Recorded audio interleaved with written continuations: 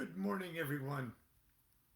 Today is August 12th, and August 12th is one of the Thelemic holy days. Now, quoting from the received book of the law by Crowley, claims he didn't write it, he just received it. Uh, there's a passage that says, "Let the rituals be rightly performed with joy and beauty. There are rituals of the elements and feasts of the times. A feast for the first night of the prophet and his bride. A feast for the 3 days of the writing of the book of the law. A feast for Tahuti and the child of the prophet, secret, O prophet. A feast for the supreme ritual, and a feast for the equinox of the gods. A feast for fire and a feast for water. A feast for life and a greater feast for death. A feast every day in your heart in the joy of my rapture. A feast every night unto new and the pleasure of uttermost delight. I feast, rejoice. There is no dread hereafter. There is the disillusion and the eternal ecstasy in the kisses of new." Well, the very first feast that's mentioned is a feast for the first night of the prophet and his bride, which is Crowley's wedding anniversary. Crowley and Rose Crowley's wedding anniversary. It's an interesting, it's a quaint, it's a charming story. Crowley, was a wild and crazy guy, and his good friend Gerald Kelly, who was an artist friend and a member of the Royal Society art thing. Crowley was visiting Gerald up in Scotland. Gerald came from a wealthy family, and they were golfing. Okay, and Gerald lamented to Crowley that his sister Rose, who the family had married off to a much older, wealthy old man, and he soon died and left her a young widow. And she was kind of a frisky little widow, and she enjoyed her freedom, and she sort of enjoyed being a widow. But her family wanted to marry her off to another old, wealthy man, and I believe it was a wealthy American, actually. And she just didn't want to do it. She liked her free lifestyle.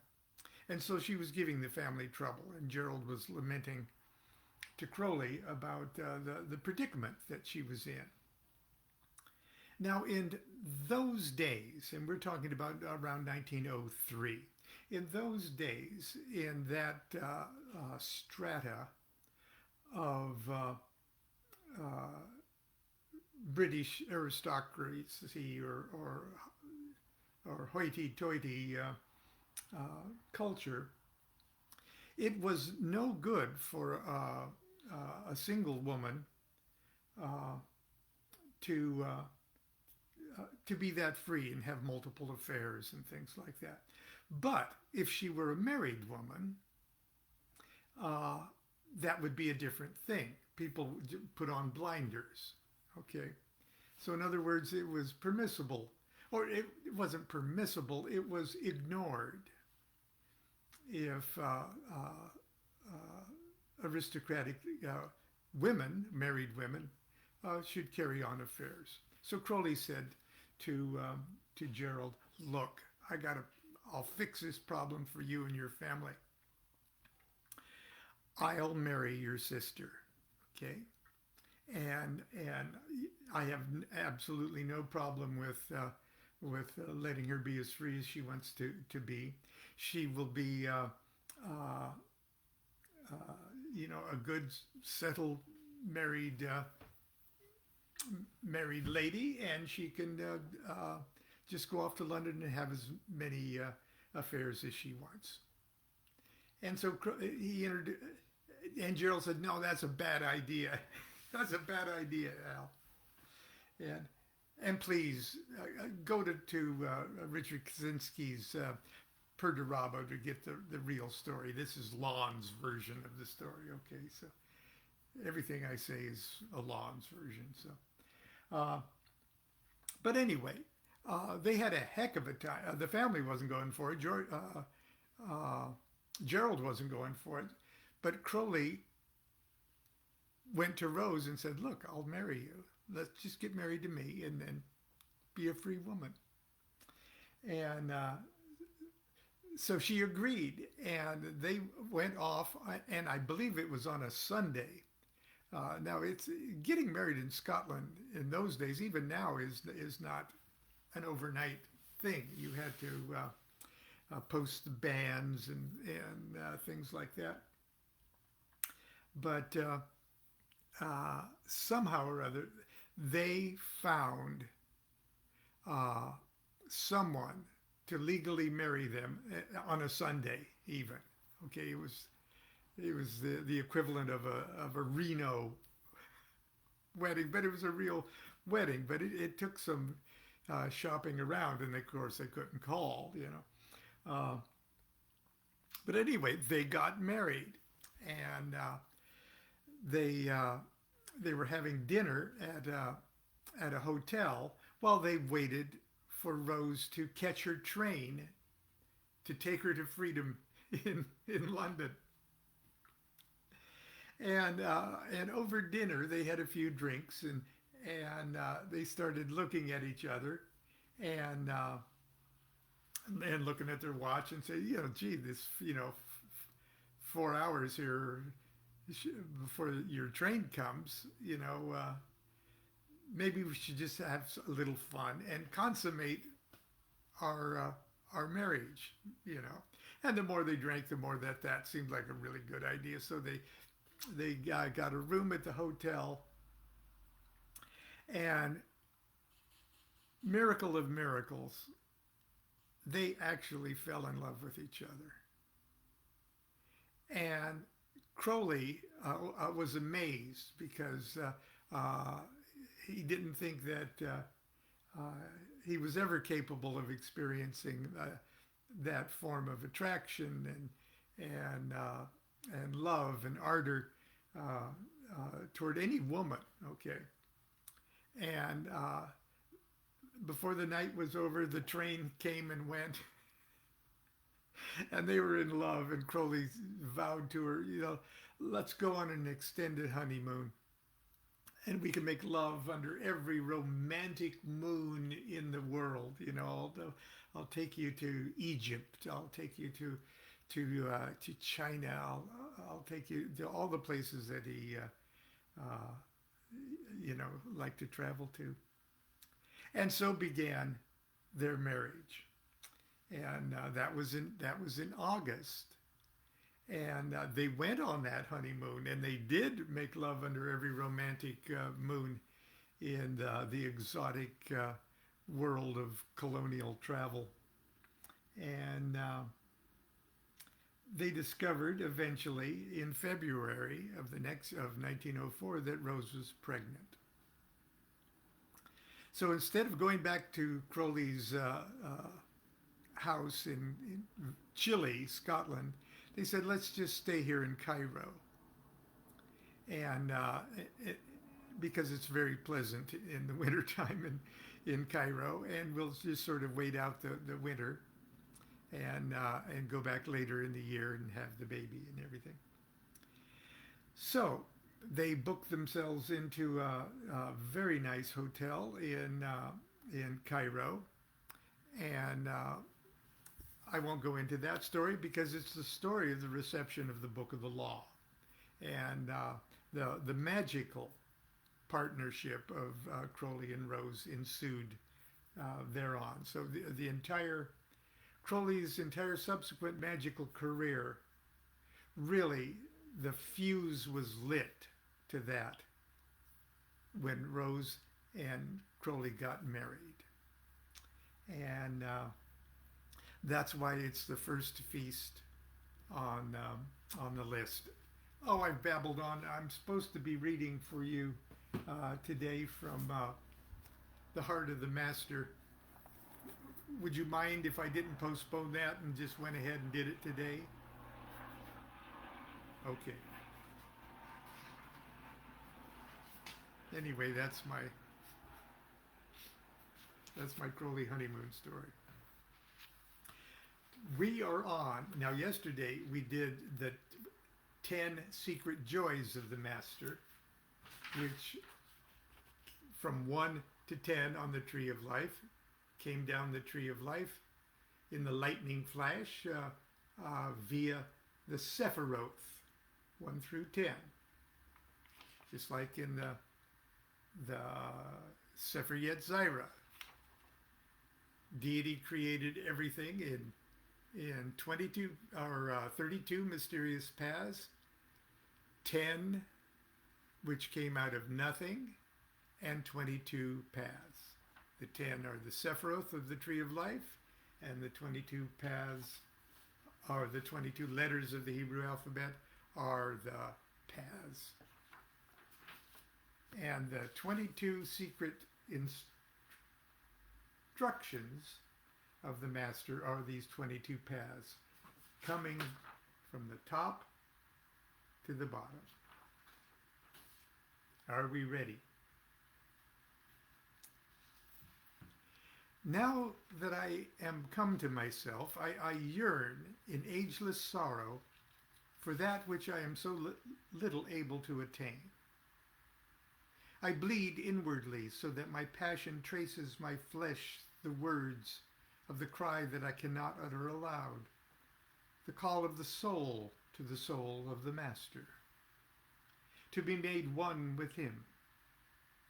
To answer that, he sendeth forth his will, that, casting shadows on the clouds of life, may be half read by him whose eyes are lightened enough by the manhood of his love.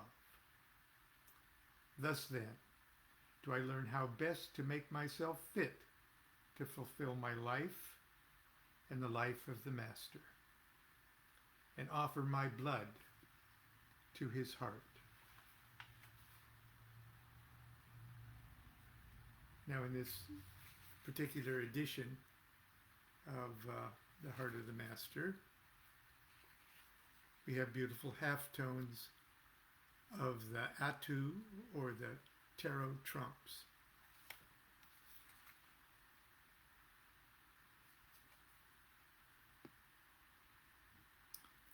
Know not.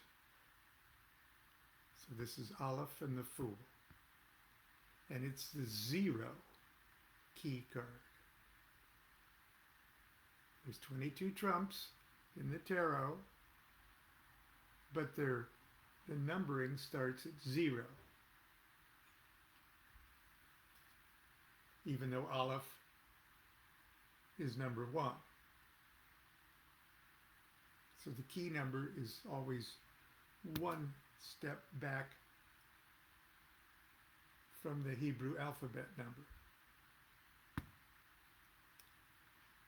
Know not. All ways are lawful to innocence. Pure folly is the key to initiation. Silence breaks into rapture. Be neither man nor woman, but both in one. Be silent, babe in the egg of blue, that thou mayest grow to bear the lance and the grail. Wander alone and sing. In the king's palace, his daughter awaits thee. Now, let me digress just for a second. I'm sorry, I got it. The line about be silenced, and all of this innocence and stuff, that thou mayest grow to bear the lance and grail, harkens back most recognizably to the myth of Parsifal, the pure fool knight, and he eventually gains the sphere, and that wounded Amfortas, and becomes the Grail King himself. Okay? But I digress.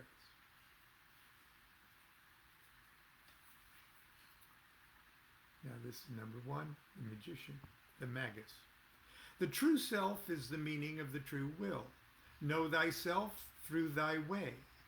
Calculate well the formula of thy way. Create freely, absorb joyously, divide intently, consolidate completely. Work thou omnipotent, omniscient, omnipresent in and for eternity.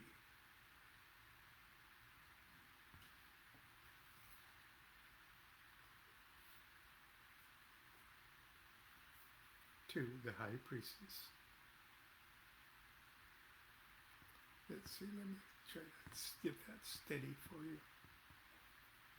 Purity is to live only to the highest, and the highest is all. Be thou Artemis to Pan.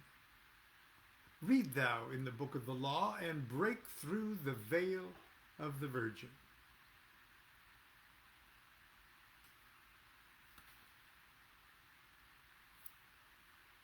Three, the Empress.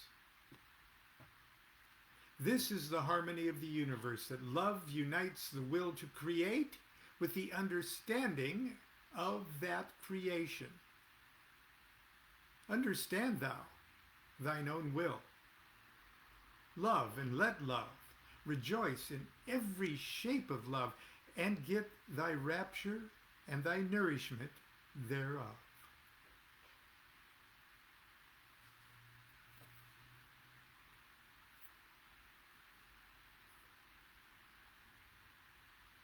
Number four, the Emperor. Use all thine energy to rule thy thought. Burn up thy thought as the phoenix.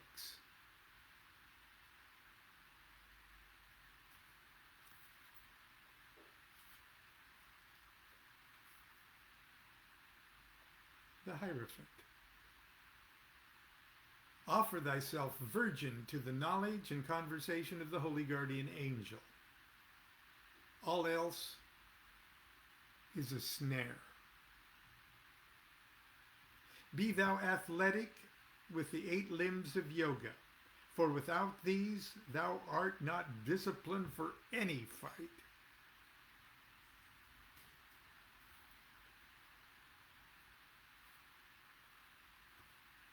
So, just for a digression, remember the Hierophant is the Vav card, okay? And Vav, in the name, great name Yod-He Vav He, is the Holy Guardian Angel area, okay? The He finally is you, the unredeemed you, gets kissed by Vav, making you the mother, which is He, making the Vav the Yod. It's as simple as that.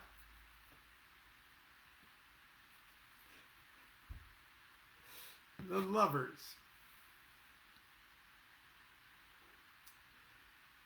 The oracle of the gods is the child voice of love in thine own soul. The oracle of the gods is the child voice of love in thine own soul. Hear thou it. Heed not the siren voice of sense, or the phantom voice of reason. Rest in simplicity and hasten to the silence.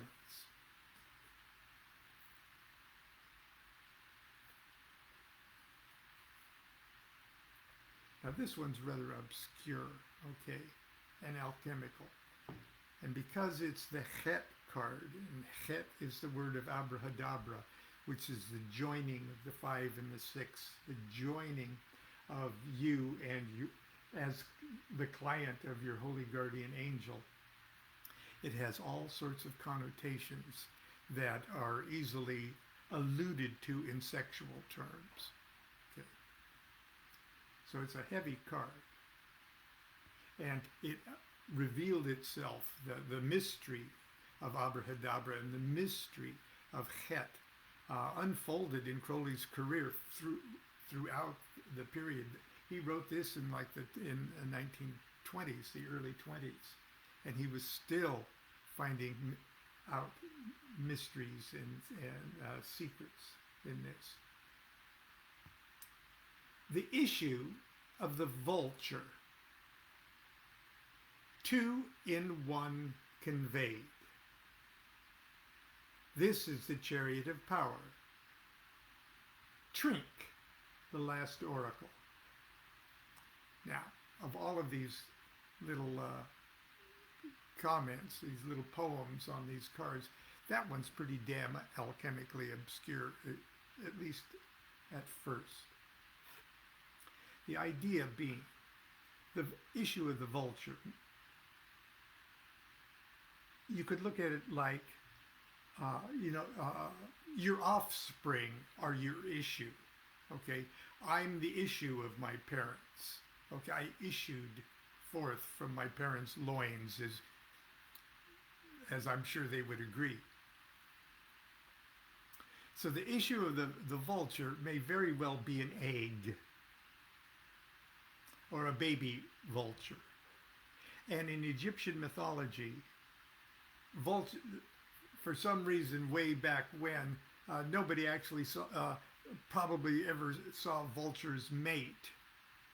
But they did observe vultures when the wind blows.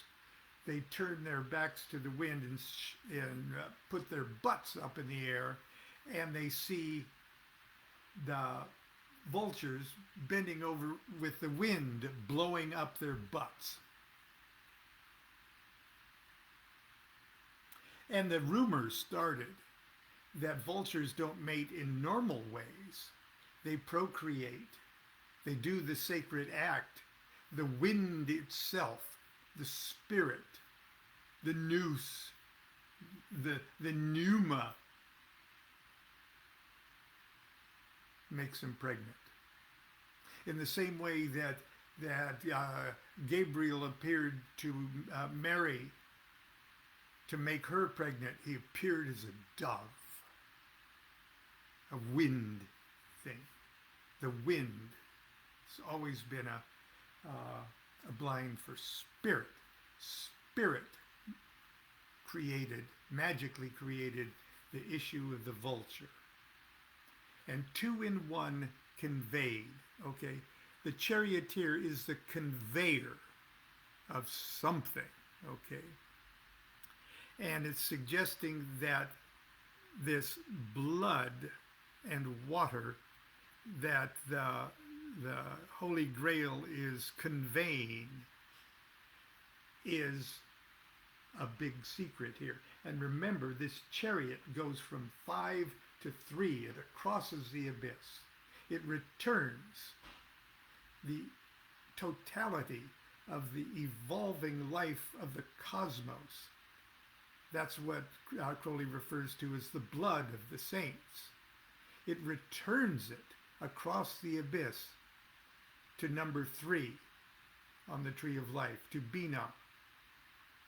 And Bina, the queen in Bina, takes that cup across the path of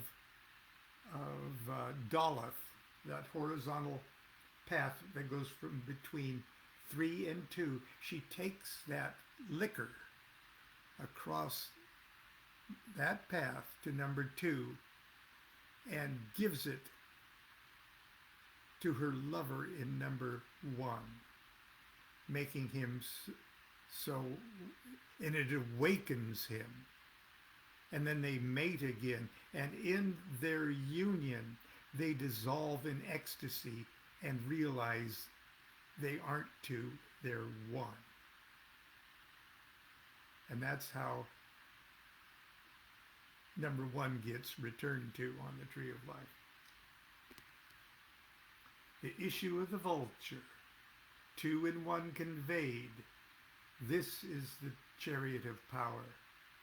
Trink, the last oracle. Now, trink is a word that we find in the story of Panurge, the oracle of the bottle. It is a magic word that implies drinking. Trink. It's the sound that the oracle of the bottle made when Panurge said, "Hey, is marriage right for me?" And he asks the bottle in the temple of the bottle, whose priestess is named Bakbak.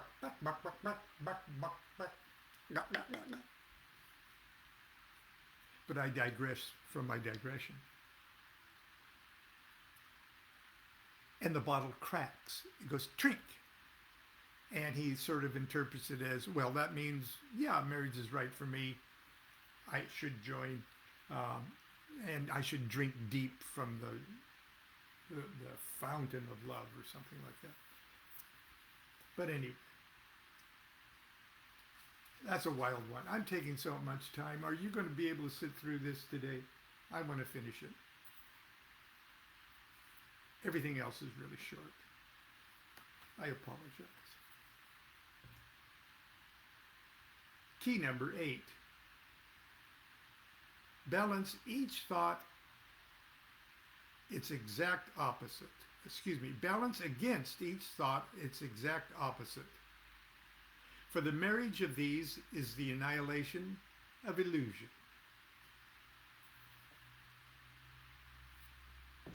The hermit. Wander alone, bearing the light and thy staff. And be the light so bright that no man seeth it. Be not moved by aught without or within. Keep silence in all ways.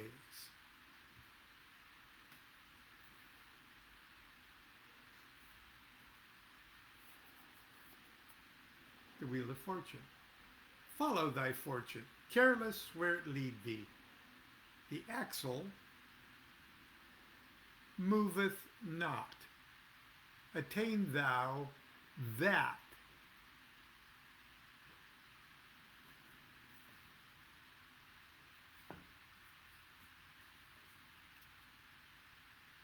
Lust, or the old strength card. Mitigate energy with love, but let love devour all things. Worship the name. And there's a long blank. And a footnote that says, the name to be communicated to those worthy of that initiation. Worship the name, blank, 4 square, mystic, wonderful, and the name of his house, 418.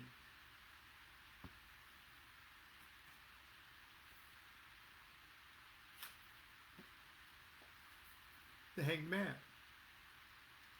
Let not the waters whereon thou journeyest wet thee, and being come to shore, plant thou the vine and rejoice without shame. Now, okay, this is the water card, okay? See, it's the element mem, which means the sea, and the element of water. And in the Kabbalistic interpretation of Noah and the flood, the waters carry Noah. Okay, they rescue Noah. Like the DNA in our blood is carried, is conveyed throughout generations and generations of people. We are just Noah's Ark to a super evolving life, okay? And when, in the story, when the waters receded and Noah and his family could finally get out of the ark, the first thing Noah did was plant vineyards so he could just get bombed. Okay, it was so stressful throughout the thing. The first thing he did is rejoiced, okay, by planting vineyards, making wine, and he got just stinking drunk one night. But that's another story. Let the waters whereon thou journeyest wet thee not. Excuse me. Let not the waters whereon thou journeyest wet thee. And being come to shore, plant thou the vine and rejoice without shame. We will get through this morning. Death. The universe's change. Every change is the effect of an act of love. All acts of love contain pure joy. Pure joy. Die daily. Death is the apex of one curve of the snake life. Behold all opposites as necessary complements and rejoice. Now this used to be titled Temperance. And it's another purely alchemical card. Pour thine all freely from the vase in thy right hand, and lose no drop. Hath not thy left hand a vase? Transmute all holy into the image of thy will. Bring each to its true token of perfection.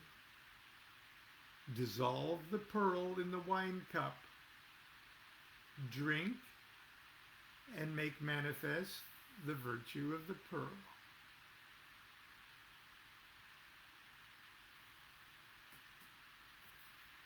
Wow.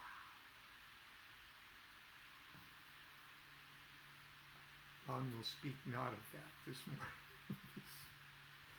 Don't get me started. The devil. With thy right eye, because oyen means an eye, okay? With thy right eye create all for thyself, and with the left accept all that be created otherwise.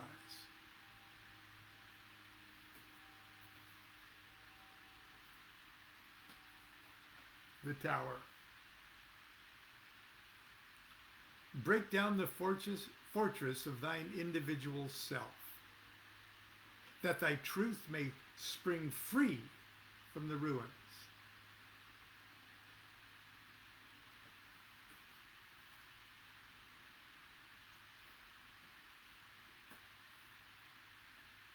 The Star. Pour water on thyself, thus shalt thou be a fountain to the universe. Find thou thyself in every star. Achieve thou every possibility.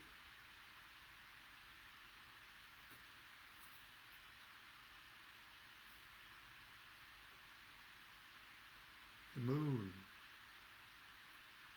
Let the illusion of the world pass over thee, unheeded as thou goest from midnight to the morning. Roll up the excrement of the earth to create a star. And that's a reference to the dung beetle that is said to roll its nourishing, to its eggs anyway, its nourishing ball of dung across the desert sands, just like the great beetle rolls the sun across the sky.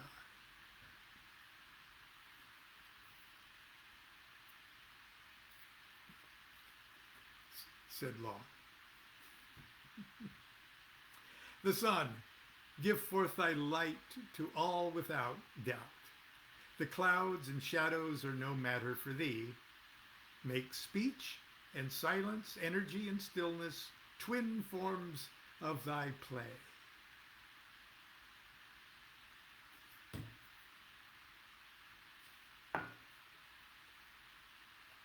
The Aeon. This used to be the old Last Judgment card. Be every act an act of love and worship. Let every act, be every act the fiat of God. Be every act a source of radiant glory. I'm going to read that again. Be every act an act of love and worship. Be every act the fiat of a God. Be every act a source of radiant glory. And finally, the universe. Treat time and all conditions of event as servants of thy will, appointed to present the universe to thee in the form of thy plan, and blessing and worship to the prophet of the lovely star.